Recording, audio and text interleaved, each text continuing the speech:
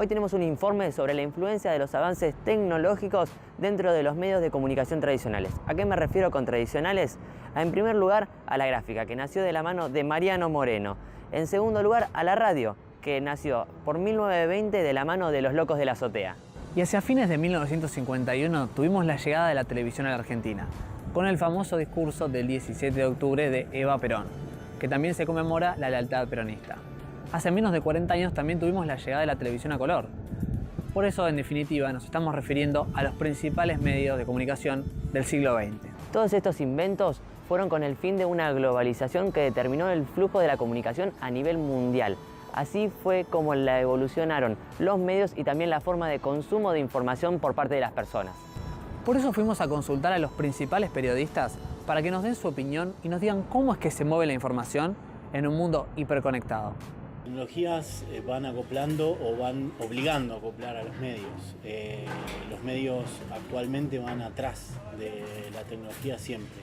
La tecnología va avanzando mucho más de lo que avanzan los medios en contenido. Es decir, si Facebook, que es una red social, cambia un algoritmo, los medios digitales van atrás de ese cambio. Los medios actuales lo que hacen es eso, tratar de que esos lectores digitales puedan llegar lo más pronto posible a la información que nosotros brindamos. Por eso los medios tienen que ayornar permanentemente, no les queda otra. Y la imagen sigue siendo más tentadora que la palabra. No digo que sea mejor, no digo que sea más profunda, digo que la imagen es tentadora. Que yo te cuente la caída de un edificio no es lo mismo que vos lo veas. Que yo te cuente un gol no es lo mismo que vos lo veas, es distinto. Todavía sigue teniendo una fuerza narrativa muy fuerte. Me parece que en cuanto a la democratización de la información y de la comunicación, es altamente favorable la tecnología. En cuanto a la calidad de la información, tengo algunas dudas. El celular ya es una pequeña computadora. Yo digo hace tiempo que la verdad que hablo muy poco por teléfono. Ya llamarlo el teléfono me suena medio raro, porque yo lo uso para navegar, para mandar WhatsApp, para ver redes sociales, incluso para tener contacto a través de internet.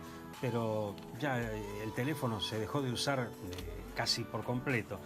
Me parece que se están fusionando. Nos acercamos hasta las oficinas de Google, porque hoy en día la información circula y mucho a través de las redes sociales. Esto se nota en Twitter, en Facebook y en otras también. Por eso consultamos a los periodistas que no escapan a esta realidad.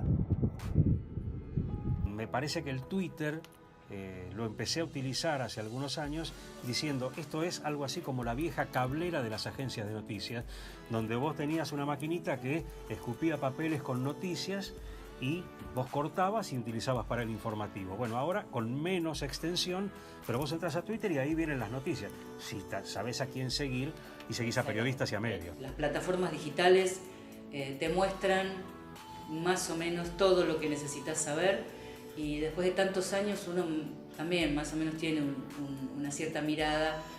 Sabes por dónde viene tal cosa, qué línea editorial te van a bajar estos medios, qué línea editorial te va a bajar este periodista o esta periodista. Entonces no es necesario mirar televisión. Un ejercicio que recomiendo ciertamente, no mirar televisión e informarse por distintos medios o redes que muchas veces tienen mejor y más amplia información que los canales. Hay un hecho muy puntual que tuvo que ver con la forma en que un periodista daba a conocer una información por fuera del medio, que fue el caso Nisman, ¿no? Cuando un periodista lo tuiteó en su cuenta de Twitter y todos nos nutrimos de esa información. Tanto como para el periodista como para el medio, la palabra primicia tenía un valor fundamental para informar. Hoy en día, en la era que vivimos, en la era de la conectividad, los periodistas hablan sobre el tema. Y la primicia sigue teniendo el valor de antes, sin duda. La diferencia es que quizá se perdió, en cierto modo, la exclusividad de la primicia. Hoy vos tenés una primicia de los 4 minutos, replicó por Twitter, ya la está levantando tu competencia y ya le están dando otra forma, y a las 2 horas tu primicia quedó vieja y vos ya te tenés que poner al día con las repercusiones que generó tu propia primicia.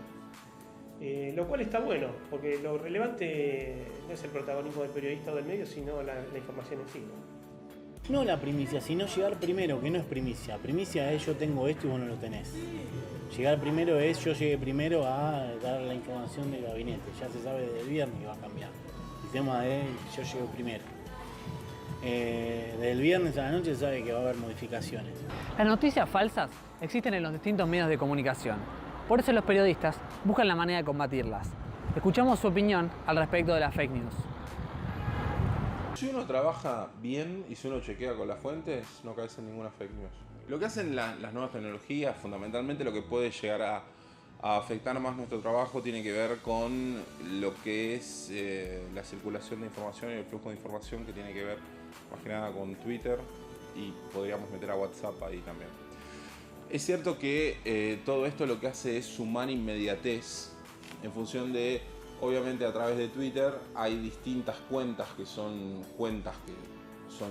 chequeadas, oficiales, como puede ser, no sé, Telam. Bueno, Telam ahora con el problema, por eso es tan necesario, ¿no? Porque Telam era una cuenta oficial que era prácticamente un cable de Telam, era lo mismo que un comunicado de un ministerio, ¿no? Y ahora con todo este vaciamiento que se está haciendo de la empresa está generando muchos problemas. Pero ellos tenían su timeline de Twitter que permitía también, digamos, en lugar de esperar para un cable, con un tweet ya estaba solucionado. Pero bueno, sigue estando las cuentas oficiales de distintos ministerios, de lo que tiene que ver con distintos organismos de gobierno y también de algunos personajes. Con los colegas no se chequea información. La información se chequea con fuente directa, es decir, si vos tenés una información sobre alguien de algún ámbito político, vas a donde está trabajando esa persona, en prensa de esa persona. Si vos tenés información oficial de una persona del rock, vas a tratar de chequear con el agente de prensa o con los familiares. O con las cuentas oficiales, que muchas veces a esto que les decía, de lo que es la velocidad con que va la información, circula a través de un comunicado, por ejemplo. Por ahí la información chequeada es un comunicado. Que está el comunicado de tal artista que murió. Bueno, sí, es verdad, salió. Creo que tiene que ver con la confiabilidad que uno tenga del periodista que está publicando, y también con la posibilidad precisamente de corroborar con varios, ¿no? Cuando vos ves que una noticia la dan medios, porque ahí está también la credibilidad del medio mayor que la del periodista en sí, tal vez, ¿no? Porque, claro, porque me da la sensación de que el periodista tuitea a título personal, y yo a veces discuto esto con gente que me dice, sos periodista, no podés tuitear una opinión así. Sí, porque es mi cuenta. Distinto es si fuera la cuenta de un medio. Yo tengo ya la responsabilidad del nombre del medio. Y siempre hay fuentes. Si uno teóricamente hace bien su trabajo, tiene siempre fuentes en distintos organismos, gente de confianza que va estableciendo un vínculo, en las fuerzas de seguridad, en los ministerios, donde sea. Y uno, sería un error muy grande, por ejemplo, salir a decir eso porque lo vio en Twitter. Entonces uno habla con la fuente en off, pregunta, mirá, ¿se está publicando esto? ¿Se está diciendo esto? ¿Es un rumor o es verdad? Generalmente van a pedir un tiempo de chequeo, si es que no te dan la confirmación ya, mirá, se está diciendo eso, pero es un rumor. El problema de caer en la fake news es cuando diste una información al aire que no la chequeaste o que publicó otro medio. Ese es el único riesgo. Si vos trabajas como tenés que trabajar, es imposible que caigas en una noticia falsa. Fuimos al encuentro por la creación de la Academia Nacional de Periodismo en la Biblioteca Nacional. Allí estaban en conferencia la escritora y ensayista Beatriz Arlo, junto con el filósofo Tomás Abraham. En la charla se comentaron aspectos sociales sobre redes y periodismo. Beatriz explicó que actualmente existe una crisis dentro del periodismo, y esto se lo atribuyó al conflicto que nace de las redes sociales y que a su vez se retroalimentan constantemente, ya que en las redes sociales se comunica el medio y el medio hace participar a los usuarios en estas. Las plataformas digitales no existirían sin una constante catarata de información periodística. Antes se veía la portada del diario para saber cuál era la línea editorial que vendría a ser el pensamiento del medio. En la actualidad es más complejo analizarla en las versiones digitales. También mencionó que el costo de comentar en las redes es cero, ya que anónimamente se puede publicar un mensaje en el sitio sin ningún tipo de responsabilidad. Con los dos últimos cambios generacionales, el celular pasó a ser un arma de doble filo a la hora de informarse. Aunque pese a ello, Beatriz insiste en que no se presta atención suficiente para entender cada noticia, ya que interfieren muchos factores externos e internos del propio celular. En las entrevistas surgió el tema del financiamiento de los medios tradicionales y es verdad que muchas marcas se están desviando hacia las redes sociales y sus influencers, dejando de lado la publicidad tradicional. No está en la Argentina, no tenemos la tradición del financiamiento colectivo, por ejemplo. Las empresas o las pymes no tienen tampoco la tradición de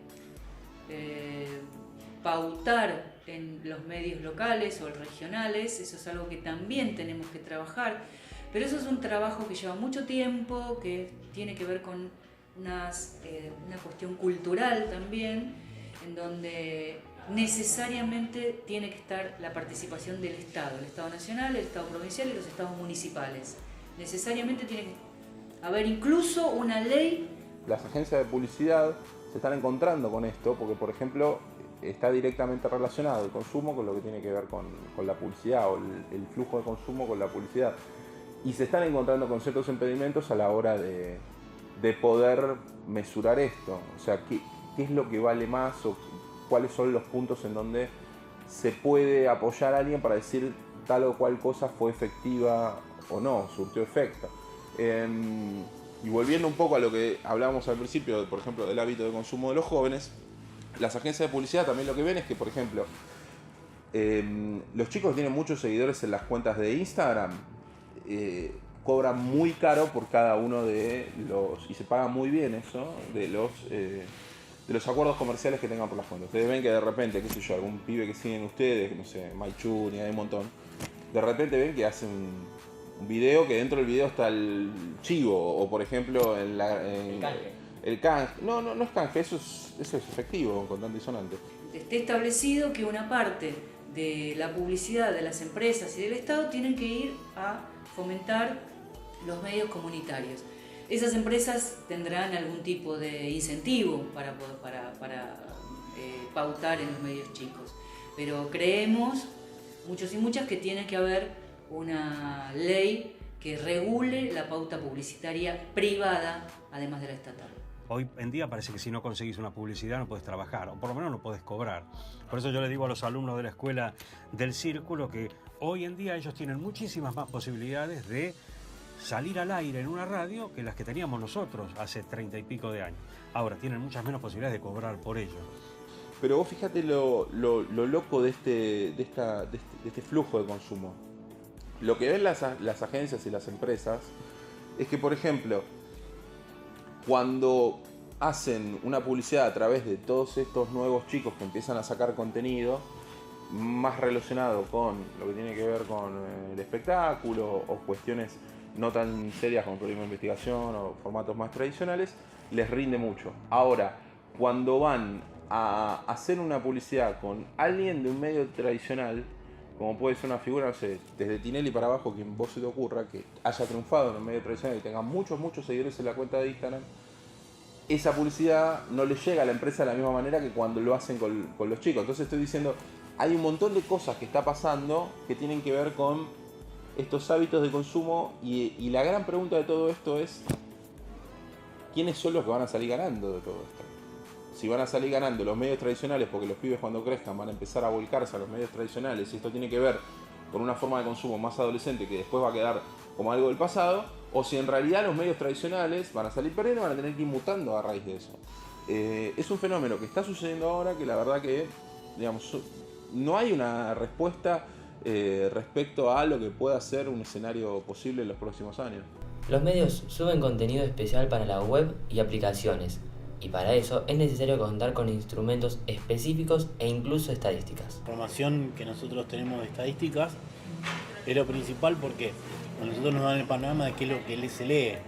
Entonces, si nosotros empezamos a trabajar un tema que no lo lee mucho público, estamos gastando un recurso ahí que estamos haciendo un tema que no lee nadie. Entonces, ¿por qué hacemos un tema que no lee nadie? Bueno, puede ser un tema de nicho, puede ser que nosotros apostemos a un tema de nicho para menos gente. Bueno, ¿qué le estamos dando? Bueno, por ahí le damos contenido, que puede ser una versión, pero también le tenemos que dar clics, porque las páginas viven de clics. Entonces, si nosotros vemos que hay un clic, un tema que funciona, bueno, hay que aprovechar ese tema. Tampoco tenemos que hacer nota de cocodrilo que comen gente todos los días. porque si no es cualquier cosa menos una página de internet de noticias. Lo que hay que hacer es vincular los temas que más se leen, los temas políticos del día y tratar de hacerlos atractivos. Muchas veces un tema de economía me parece un embole, es un tema atractivo porque a la gente entre comillas, no a la gente, el público, le interesa. Entonces hay que combinar. Y hay que, en esa combinación de atractivo y información, también hay que poner información precisa. El mundo avanza y el periodismo no quiere quedarse atrás. Hoy en día existen muchas herramientas para desarrollar la tarea con eficacia, aunque la profesión sea subestimada. Es que los periodistas con las redes sociales estamos trabajando gratis, informando a cambio de nada, solamente de una supuesta notoriedad o de el ego de decir tengo más seguidores. Entonces uno lo hace limitadamente como para de alguna manera marcar una especie de editorial de lo que a uno le interesa decir o le interesa que se sepa, tanto en lo deportivo como fuera de lo deportivo. Ser periodista es una forma de mirar la vida, es una forma de pararse en la vida. Uno es periodista siempre, todo el tiempo. No es un trabajo ser periodista. Las cosas han cambiado también, no se puede ser tan purista del pasado, pero tampoco, como decía antes, zarparse de tecnológico, digamos, acomodarse más o menos al mundo que corre. Obligando a los periodistas a pensar la información como políticos y no como periodistas. Es decir, esperan de nosotros una postura política respecto a un tema más que una información. Entonces nosotros los periodistas tenemos que tomar todo esto con mucha responsabilidad, porque hoy por hoy, lamentablemente, quien va del lado del dato nunca vas a poder ser objetivo. Quien les diga que es un periodista objetivo, les está mintiendo en la cara. El ser humano no puede ser objetivo, el periodismo es hecho por seres humanos, por ende es imposible que sea objetivo. Ahora, lo que sí puede hacer un periodista es plantarse dentro de la intersubjetividad, es decir, ir relatando los hechos e ir describiendo los hechos de acuerdo a las distintas versiones, quién lo va diciendo. Por ejemplo, haces una nota de investigación, nuestra denuncia es esta, bla bla bla bla, nos comunicamos con el denunciante, dijo esto, nos comunicamos con esto, dijo esto, las pruebas son estos, los papeles son estos, y tratar de siempre brindar la mayor información posible. Pero en el medio de toda esta situación de reclamo social o de una parte de la sociedad, más que nada como este círculo rojo así que está sucediendo, hoy por hoy la única sensación que uno puede llegar a tener de que está haciendo un trabajo equilibrado es cuando te están puteando los dos lados de la grieta por Twitter. La televisión, la gráfica y la radio se están adaptando a estos avances tecnológicos. También mucho se habla de que van a desaparecer los medios tradicionales. El celular ya es una pequeña computadora. Yo digo hace tiempo que la verdad que hablo muy poco por teléfono. Ya llamarlo el teléfono me suena medio raro, porque yo lo uso para navegar, para mandar WhatsApp, para ver redes sociales, incluso para tener contacto a través de internet. Pero ya el teléfono se dejó de usar casi por completo. Me parece que se están fusionando. Hay en las redacciones multiplataforma otro peligro de la disminución del empleo, ¿no? Porque no es una cuestión de hoy. Yo me acuerdo cuando empezó un programa deportivo de una radio muy importante, a los que trabajaban a los pasantes del diario del diario deportivo que pertenecía a ese multimedio, le dijeron, bueno, ahora además tienen que salir por la radio, pero a nadie les modificó.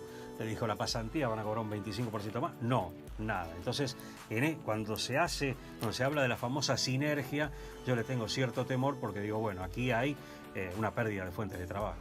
Mira, yo creo que la convivencia existe, lo que cambia es, pero eso lo van a definir el propio público, ¿no? No lo vamos a definir nosotros, que como profesionales siempre vamos a tener que estar formateándonos a lo que la gente requiera. La tele no va a desaparecer nunca.